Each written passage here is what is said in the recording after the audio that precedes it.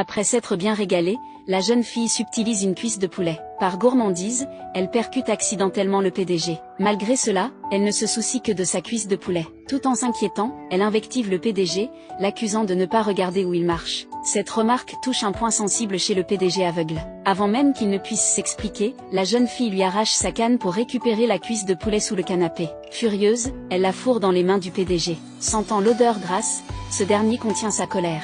Mais l'instant d'après, la jeune fille s'empare du mouchoir tendu par l'assistant pour essuyer la cuisse de poulet. Elle met en garde le PDG de faire attention où il met les pieds à l'avenir. Le PDG venait initialement chez Léane pour honorer un mariage arrangé par sa grand-mère.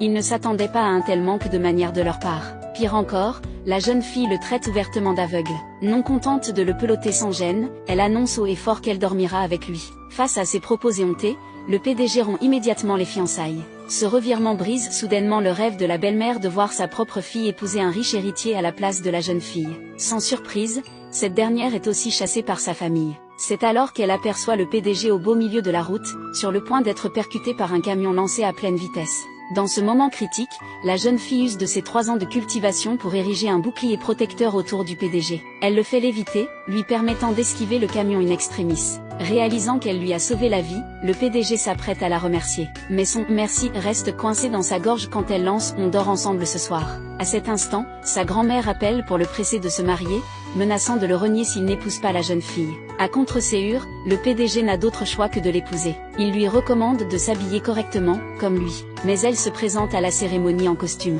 Heureusement qu'il ne peut pas la voir, sinon il voudrait disparaître sous terre. Pensant être débarrassé d'elle après le mariage, il déchante vite. La jeune femme saute sur son dos, insistant pour qu'il la porte jusqu'à la maison, sans quoi le mariage ne sera pas valide à ses yeux. Ainsi, le PDG marche du matin jusqu'au soir, la portant finalement chez lui. À peine entrée, elle manque de trébucher. Le PDG la rattrape dans ses bras. Cette scène attendrit sa grand-mère qui apprécie beaucoup sa nouvelle petite fille. Pour ne pas déranger les jeunes mariés, elle leur laisse un baume pour les yeux avant de se retirer discrètement. Déterminée à accomplir la mission confiée par la grand-mère, la jeune femme contraint le PDG à appliquer le baume de force. Il s'exécute docilement. Cependant, en regardant droit dans ses yeux, elle découvre par inadvertance leur secret.